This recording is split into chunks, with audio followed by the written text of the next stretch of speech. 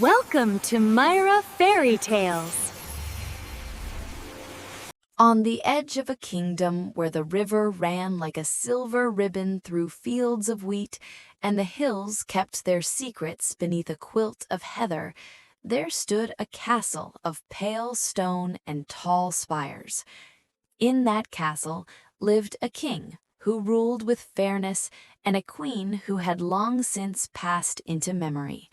They had 12 daughters, 12 roses of the royal house, each one born under a different mood of the moon, so that no two were exactly alike.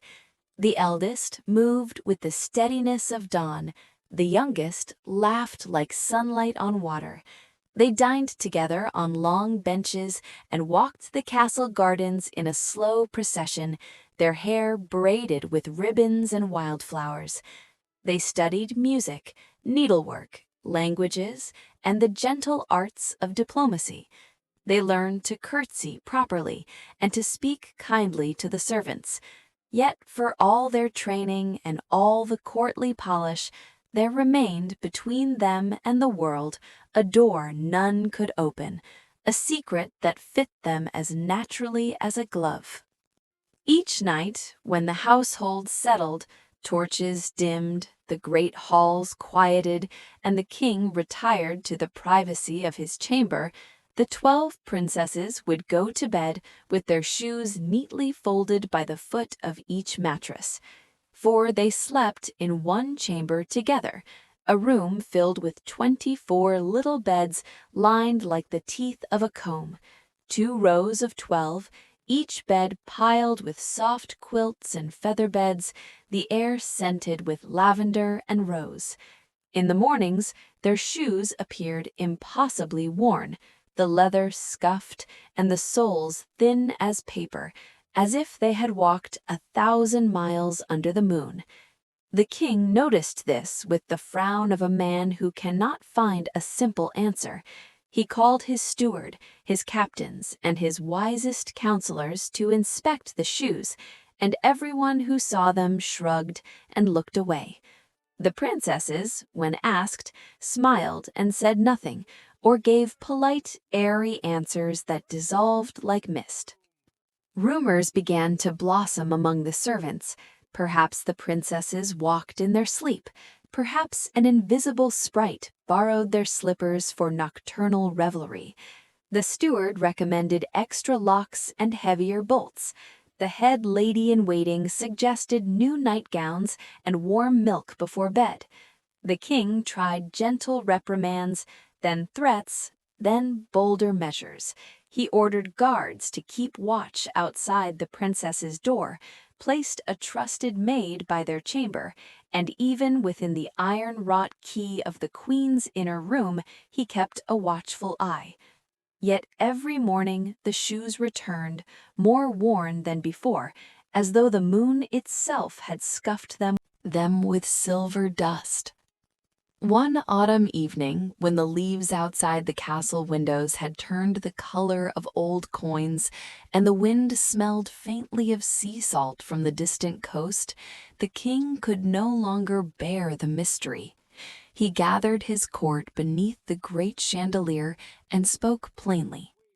"If I cannot know how my daughters spend their nights," he said, "then I cannot choose husbands for them or secure their safety. Whoever can discover the cause of their wearied shoes shall earn a reward fit for any bold heart, gold enough to buy a manor, a noble title, and the hand of the eldest princess, should she consent." Men leaned forward. Crowns and coin have a way of sharpening curiosity. Suitors came from valleys and cities, from fishing ports and mountain fastnesses. Young nobles, hardened soldiers, and bookish clerks offered themselves to the king's challenge, certain they would be solved such a puzzle with wit and courage. Many tried to stay awake in the corridor that led past the princess's door. Others peered through keyholes until their eyes watered. Some rattled at the handle with false bravado. Each returned balding with confusion or with lonely fear in their eyes.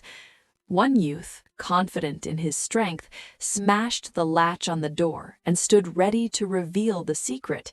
Yet when the sunlight came and the princesses rose, they found him snoring in a chair, a wreath of drool on his chin, his sword clattering to the floor, and when his boots were examined, they were as worn as a peasant's after a harvest. He left the castle in a hurry, with his dignities scattered along the road. No measure of force could force awake the truth. The princesses themselves were as charming and as impenetrable as ever. Not one of them laughed at the men's attempts, nor did they confess. It was as if the nights were separate from the days, stitched with invisible thread. Time, like a patient river, moved on. Seasons embroidered the landscape with green and white and gold. The suitors grew fewer, the king grew older, and the matter of the worn shoes became a story told to children at hearths, an odd riddle of the royal family that made for a cozy question at bedtime. Still, in the castle, the mystery lay heavy and unresolved, like a single stone below rippling water. Among the many who came to the castle was a quiet soldier whose name was Tomas. He had no great fortune, no boastful lineage, and not even a shining shield. His coat was patched, but his eyes were clear and steady, and there was an ease in the way he listened that made people tell him their worries without thinking. Tomas had read much on long marches, ballads of wandering men, strange folk tales, and the wisdom of teachers who taught that sometimes the smallest things are the keys to the greatest mysteries. When he heard the king's proclamation, he was curious, but not covetous. He was not moved by the promise of gold or rank, so much as by the whisper of adventure, and most of all by the thought of those 12 daughters who spent their nights in secret. He thought, if I can help them, if I can soothe their worry, perhaps I might give them back their mornings. Tomas was clever in ways that did not show at first glance. He noticed how often the princesses left small things by the window, threads, a ribbon, a stray petal, and he noticed how the air hummed in a certain way when the moon rose full. Older people would say he had a patient heart. Younger men called him stubborn. He went to the king and asked neither the title nor the treasure, only permission to attempt the task his own way. The king, tired and wanting peace rather than glory, agreed. "But do this," the king said kindly. "Do not do harm. If you learn the truth, bring it back to me. The daughters are my life. You must be the gentlest of friends." On the night Tomas arrived in the corridor leading to the princess's door, he set 2 things inside his coat: a strand of soft rope and a sprig of rosemary. He had heard a tutor once whisper that rosemary keeps memory and rosemary keeps the heart. He thought perhaps it might keep courage as well. He took a seat in the shadow of a tapestry and waited. And he waited. He amused himself by thinking of the stories his grandmother had sung. He watched the moon travel across the high window and count the breaths of the castle. Midnight crept. The oil in the corridor lanterns guttered. The servants long since slept. At a time when the world held its breath, a quiet scrape of many tiny feet could be heard, and the sound of whispers like wind through reeds. Tomas felt his pulse climb. The princesses left their chamber as if it were no surprise at all, dressed not in silks for court, but in plain shoes patched at the toes. Not a single one cast a backward glance. He followed them at a distance, keeping in the shadow of hedges and behind stone gargoyles, treading carefully so as not to disturb their secret. The princesses walked out of the castle grounds, across a moonlit meadow where foxgloves bowed in the night breeze, over a narrow bridge where waters sang against the stones, and down an oblique path carved into the earth. As they moved, they whispered, and the whispers were woven like a thread between them. No harsh words, no gossip, only the soft, practiced laughter of sisters and the occasional hush that a secret requires. Tomas followed deeper into the woods than his map had ever taken him, until the trees were close enough to knit their branches into a vaulted ceiling. He crossed a small stream on stepping stones and felt the chill of wet air on his neck. Then, as if a curtain were lifted, he saw a hidden clearing lit by a light that had no source in the sky. The clearing was vast and full of music, music that came not from any instrument he recognized, but from the earth itself, a low pulsing rhythm like a heartbeat, bright chiming like glass, and a melody that crawled up and soothed the marrow. In the center stood steps carved from moonstone, slick with dew, leading down into a kind of enchanted hall of trees, like a cathedral of root and leaf. The princesses descended, one by one, and as they went, the trees opened wider, as if welcoming them. Tomas, heart thudding like a drum, crouched behind a moss-covered rock. He poured a pinch of rosemary into his palm, held it under his nose, and drew courage. He could see the princesses now, their faces luminous with a strange joy. At the bottom of the steps lay a carpet of iridescent moss that did not belong in any country, but in a dream. There, beneath the trees, stood a company of figures, neither fully human nor wholly animal, dressed in garments stitched from night itself and woven with strands of starlight. Princes bowed, princes laughed, strange courtiers moved with a grace that made the air tremble. Each of the 12 princesses found a partner and began to dance. Their movements were not careless or frivolous, but precise and tireless, as if they had been practicing that dance for centuries.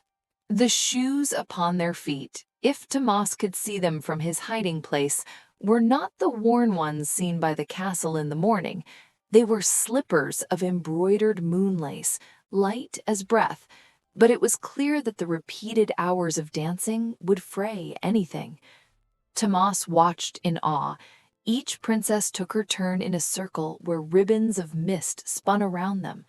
The music rose and fell like the tide, and when a princess glided past, her expression was a portrait of pure, simple delight.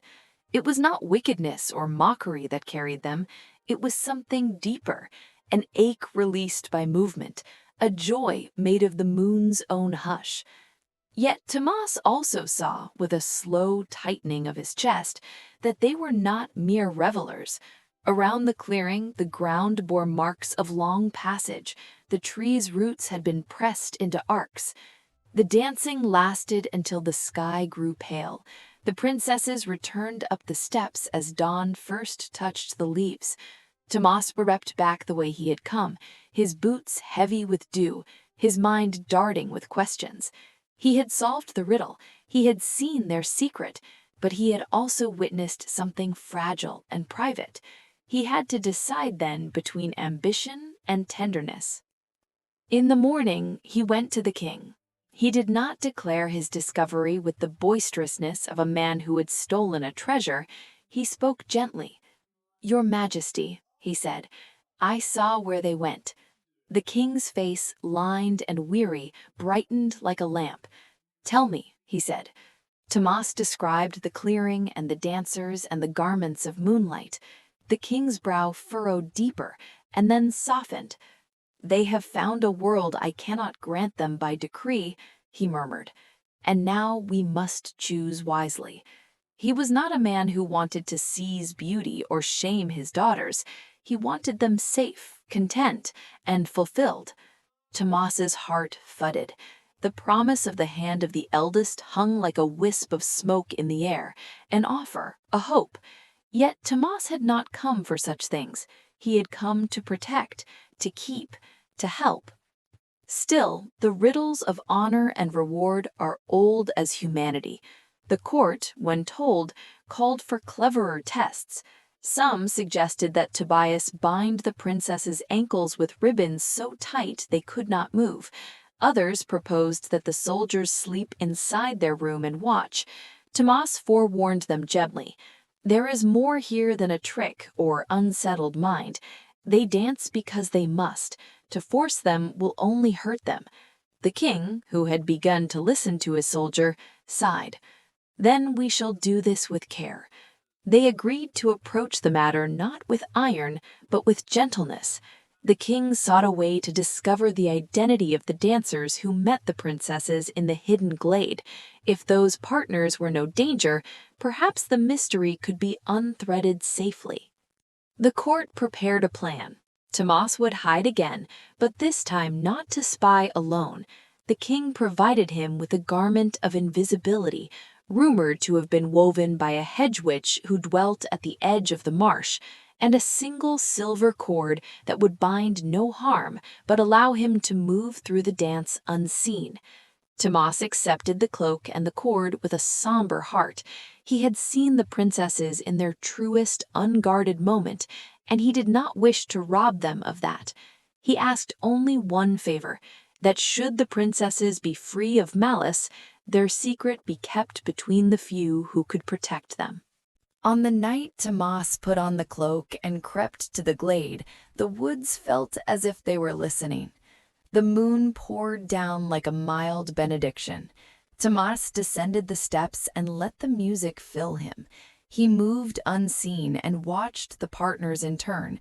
There were princes of far countries, yes, but also creatures of the old world, gentle centaurs whose hooves made no harsh sound, men with crowns of seaweed who came from lonely coasts, a tall youth braided with ivy who smelled of ferns, an old lord whose eyes held the history of winters, and a quiet man who seemed simply from some far valley. None were violent. None offered the look of menace.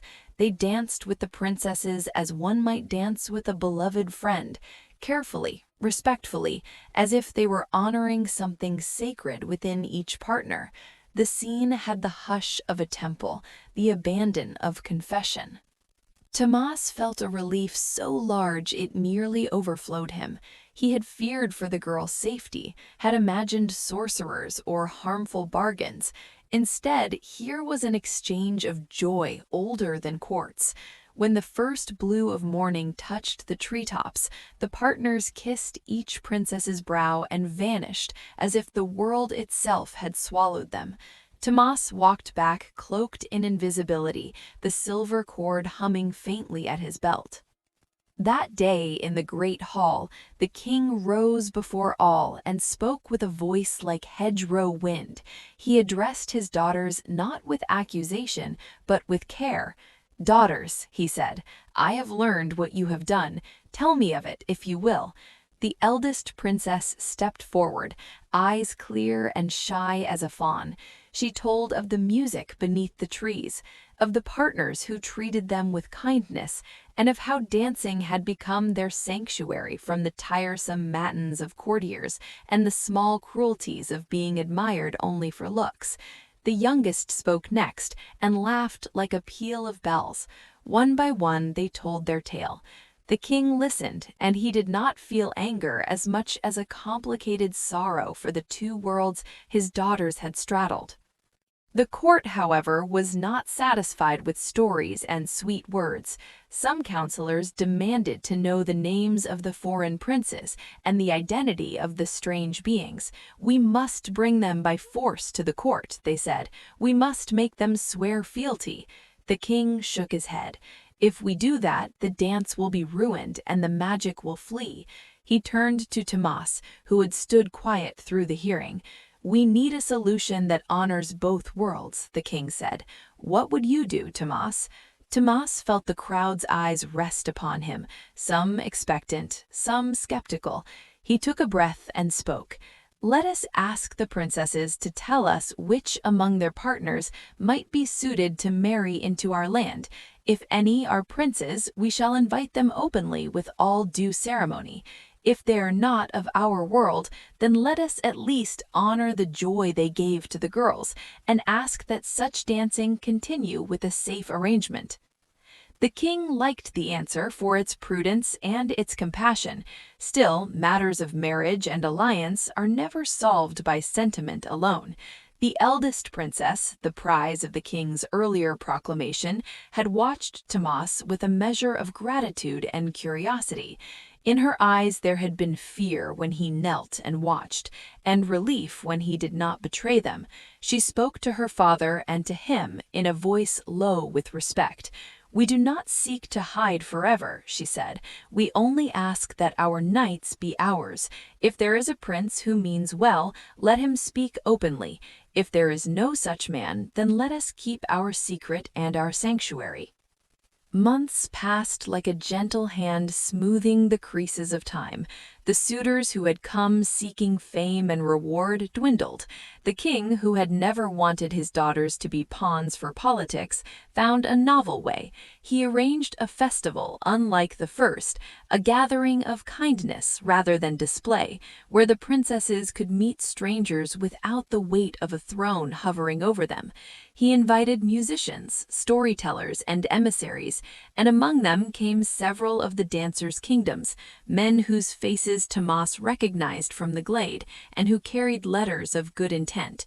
Greetings and embassies were shared, and soon a courtship that began with moonlit dance became a conversation of houses, of hospitality and hope.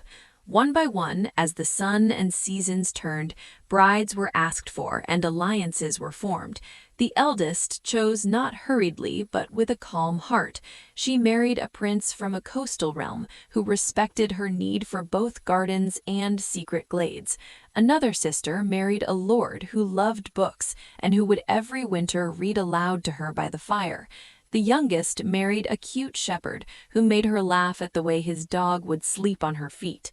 Some married men who were not princes at all, but masters of crafts and hearts, men who understood the value of laughter and the dignity of ordinary work. The court celebrated in a manner that felt, at last, both honest and joyful.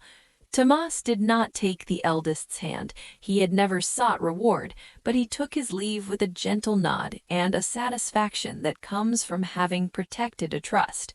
The king gifted him with a small parcel of land as thanks, and though Tomas could have wedded into a new house, he preferred instead to build a life where he could walk the same lanes he had once patrolled.